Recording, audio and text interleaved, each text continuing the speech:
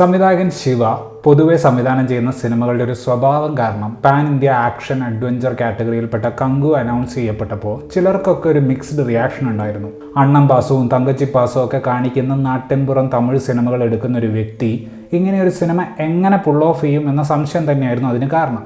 മേക്കിങ്ങിൻ്റെ മികവിനേക്കാൾ പലപ്പോഴും ശിവയുടെ സിനിമകളെ രക്ഷിച്ചിട്ടുള്ളത് അതിലെ നായകന്മാരുടെ ഹീറോയിസം ആയിരുന്നു. സൂര്യയോടൊപ്പം ശിവ വർക്ക് ചെയ്തിട്ടുള്ള ആദ്യത്തെ സിനിമയായിട്ടുള്ള കങ്കുവയിലേക്ക് വരുമ്പോൾ എഴുത്തിൻ്റെ നിലവാരവും ഫിലിം മേക്കിംഗ് സെൻസിബിലിറ്റികളും ഏറെക്കുറെ ശിവയുടെ ബാക്കി സിനിമകളുടെ അതേ അവസ്ഥയിൽ തന്നെയാണുള്ളത്. ആകപ്പാടെ മാറ്റമുള്ളത് കഥയുടെ സെറ്റിങ്ങും പിന്നെ ആകെ മൊത്തത്തിലുള്ള സ്കെയിലുമാണ്. ട്രെയിലറൊക്കെ കണ്ടിട്ടുള്ള നിങ്ങളിൽ പലർക്കും അറിയുന്നത് പോലെ 2024-ലും 1070-ലുമായിട്ട് 2 ടൈം ലൈനിലാണ് കഥ നടക്കുന്നത്. പോലീസിന് പിടിക്കാൻ പറ്റാത്ത കുറ്റവാളികളെ അവർക്ക് വേണ്ടി പിടിച്ചു കൊടുക്കുന്ന ബൗണ്ടി ഹണ്ടറാണ് ഫ്രാൻസിസ് തിയോഡോർ എന്ന് പറയുന്ന 2024-ലെ ഹീറോ. അയാളുടെ എക്സ് ഗേൾഫ്രണ്ട് ആയിട്ടുള്ള ആഞ്ചലീനയാണ് ഈ തൊഴിലിൽ അയാളുടെ എതിരാളി. പോലീസ് പൊക്കാൻ പറഞ്ഞൊരു കുറ്റവാളിയെ കണ്ടുപിടിക്കാനുള്ള ഫ്രാൻസിസിൻ്റെ ഒരു മിഷനിൽ അയാൾ ഒരു ചെറിയ പയ്യനെ കാണുന്നു ആൻഡ് ആ പയ്യനോടൊരു കണക്ഷൻ അയാൾക്ക് ഫീൽ ചെയ്യുന്നു. എന്താണ് ആ കണക്ഷൻ? അതും നമ്മൾ കാണാൻ പോകുന്ന 1070-ലെ കഥയും തമ്മിലുള്ള ബന്ധം എന്താണ്? ഇതാണ് കങ്കുവയിൽ നമ്മൾ കാണുന്നത്. ഹ്യൂമൻ ഇമോഷൻസ് എക്സ്പ്ലോർ ചെയ്യുകയാണ് തനിക്ക് ഇഷ്ടമെന്ന് ഇൻ്റർവ്യൂകളിൽ ശിവ പറഞ്ഞിട്ടുണ്ട്. കുഴപ്പം എന്താണെന്ന് വെച്ച് കഴിഞ്ഞാൽ പുള്ളി ഈ ഇമോഷൻസ് എക്സ്പ്ലോർ ചെയ്യുമ്പോൾ എല്ലാം കുറച്ച് എക്സാജറേറ്റ് ചെയ്തിട്ടാണ് കാണിക്കുക. തങ്കച്ചി പാസ്തെ അങ്ങേയറ്റം വെറുപ്പിക്കലാക്കിയിട്ടുള്ള അണ്ണാത്തെ അതിൻ്റെ ഒരു മികച്ച ഉദാഹരണമാണ്. പുറമേ നിന്ന് നോക്കുമ്പോൾ കങ്കുവ പഴയ കാലത്ത് സെറ്റ് ചെയ്തിട്ടുള്ള ഒരു വാർ മൂവി പോലെയൊക്കെ തോന്നും. പക്ഷേ അറ്റ് ഇറ്റ്സ് കോർ ഇതൊരു സ്ഥിരം ശിവ മൂവി തന്നെയാണ്. സിനിമയുടെ ആദ്യത്തെ അരമണിക്കൂറിൽ അടിപൊളി ഹെയർ സ്റ്റൈലും കോസ്റ്റ്യൂംസിലും വരുന്ന സൂര്യയെ കാണിക്കാൻ വേണ്ടിയുള്ള കോമഡികളും കാര്യങ്ങളും മാത്രമാണുള്ളത്. പിന്നീട് സിനിമ അതിൻ്റെ മെയിൻ പ്ലോട്ടിലേക്ക് പോകുമ്പോഴും അതിൽ വരുന്ന പ്രതികാര കഥയ്ക്കൊന്നും യാതൊരു പുതുമയും അവകാശപ്പെടാനില്ല.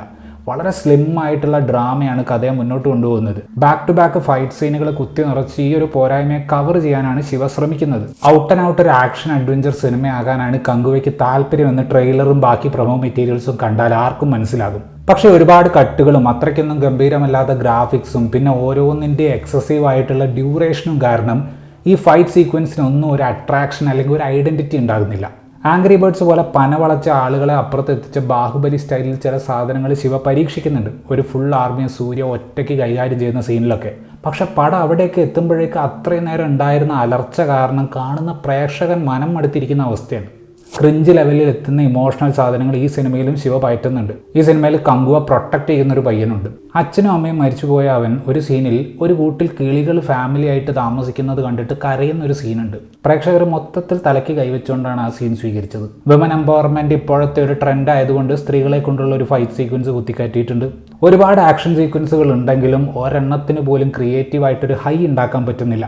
ഒരു ബാക്ക് ഡ്രോപ്പ് സെറ്റ് ചെയ്യുന്ന ലെവലിൽ വിഷ്വൽ എഫക്ട്സ് സാമാന്യം നല്ല രീതിയിൽ ഉപയോഗിക്കപ്പെട്ടിട്ടുണ്ടെങ്കിലും പല ഗ്രീൻ സ്ക്രീൻ ഷോട്ടുകളും സാമാന്യം ബോറായിരുന്നു. പിന്നെ പരുന്തിൻ്റെ ഷോട്ടൊക്കെ പറയുകയും വേണ്ട.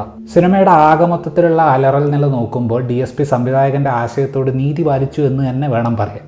ഭൂതവും വർത്തമാനവും ഇടവിട്ട് വരുന്ന ഫിസിക്സിനെ നിർദ്ദയം ശിവ കൊന്നു കൊല വിളിക്കുന്ന സിനിമയുടെ അവസാനത്തെ അരമണിക്കൂറിൽ ഊഹിച്ചതിൽ നിന്ന് അപ്പുറത്തേക്ക് ഒന്നും നടക്കാത്തത് കൊണ്ട് ഇടയ്ക്കിടയ്ക്ക് വാച്ച് നോക്കി ഇത് എപ്പോൾ തീരും എന്ന് ചിന്തിക്കുന്ന അവസ്ഥയിലേക്ക് പോകുന്നുണ്ട്. ഒരു പോസിറ്റീവ് പറയാതെ വയ്യ, ഞാൻ സർക്കാസമായിട്ട് പറയുന്നതല്ല. ഈ സിനിമയുടെ 3D സ്റ്റീരിയോസ്കോപ്പി അങ്ങനെ തന്നെയാണ് അതിന് പറയാമെന്ന് തോന്നുന്നു. അത് വളരെ മികച്ച രീതിയിൽ ചെയ്തിട്ടുണ്ട്. ഒരു അഭിനേതാവ് എന്ന നിലയിൽ പലതരത്തിലുള്ള ഇമോഷൻസും ക്യാരക്ടറിസ്റ്റിക്സും സ്ക്രീനിൽ ചെയ്യാൻ സൂര്യക്ക് കിട്ടിയ നല്ലൊരു അവസരമായിരുന്നു ഇത്. പക്ഷേ അഭിനയത്തിൻ്റെ മീറ്റർ എപ്പോഴും ഹൈ ആയിട്ട് വേണമെന്ന് ഡിമാൻഡ് ചെയ്യുന്ന തിരക്കഥ കാരണം ന്യൂവാൻസ്ഡ് ആയിട്ടുള്ള ഒരു പെർഫോമൻസിനുള്ള സാധ്യതയും ഇല്ലാതായി. പുള്ളിക്ക് കയ്യടി കിട്ടുന്നത് ബൈസെപ്സിനും സിക്സ് പാക്കിനും ഒക്കെയാണ്. പ്രധാന വില്ലനായിട്ട് പ്രൊജക്റ്റ് ചെയ്തിട്ടുള്ള ബോബി ഡിയോളിന് ദേഷ്യം പിടിച്ച് സ്ഥായി ഭാവത്തിൽ മുരളാൻ തന്നെയാണ് യോഗം. യോളോ പാട്ടിൽ ബിക്കിനി ഇടിക്കാൻ വേണ്ടി മാത്രമാണ് ദിശ പാട്നിയെ കാസ്റ്റ് ചെയ്തിട്ടുള്ളത്. സിനിമയെ സാമാന്യം സോഷ്യൽ മീഡിയയിൽ ഫോളോ ചെയ്തിട്ടുള്ളവർക്ക് ഊഹിക്കാവുന്ന ഒരു ക്യാമിയോ കഥാപാത്രം ഒഴിച്ചു നിർത്തിയാൽ ബാക്കി ഒരുവിധം എല്ലാ കഥാപാത്രങ്ങളും ആൾക്കൂട്ടത്തിൽ പെട്ടുപോയ പ്രകടനങ്ങളായിരുന്നു. കങ്കുവ വളരെ ലൗഡാണ് എന്ന് പറയുമ്പോൾ അത് ക്രാഫ്റ്റ് ലെവലിൽ മാത്രമല്ല, ലിറ്ററലിയും പടം ലൗഡാണ്. ഇൻ്റർവെൽ ആയ സമയത്ത് ആർത്ത് വിളിച്ച് പടം കാണാൻ വന്ന ആളുകളടക്കം സൈലൻസിൻ്റെ ഭംഗി ആസ്വദിക്കുന്നുണ്ടായിരുന്നു. സിനിമയിലെ മെലോഡ്രാമ ഓവറായത് കാരണം കഥയിൽ ഒരു പ്രധാന കഥാപാത്രം ഫൈനൽ ആക്ടിൽ മരിക്കുമ്പോൾ ഒരു വിഭാഗം ഓഡിയൻസ് കൈയടിച്ചു. ബാക്കിയുള്ളവർക്ക് അവരങ്ങനെ ചെയ്തതിനോട് വലിയ വിയോജിപ്പൊന്നും ഉണ്ടായിരുന്നില്ല. എല്ലാ ബ്രഹ്മാണ്ടത്തിനും ഇപ്പോൾ 2ാം ഭാഗം ഇറക്കുന്നൊരു പതിവുണ്ട്. ആ പതിവ് ഈ സിനിമയുടെ കേസിലും മാറിയിട്ടില്ല. ഇതേ നിലവാരമുള്ള കഥ പറച്ചിൽ വെച്ചാണ് 2ാം സിനിമ എടുക്കാൻ പ്ലാൻ ചെയ്യുന്നതെങ്കിൽ ഇന്ത്യൻ 3 കാത്തിരിക്കുന്ന പോലത്തെ അവസ്ഥയാകാൻ നല്ല സാധ്യതയുണ്ട്.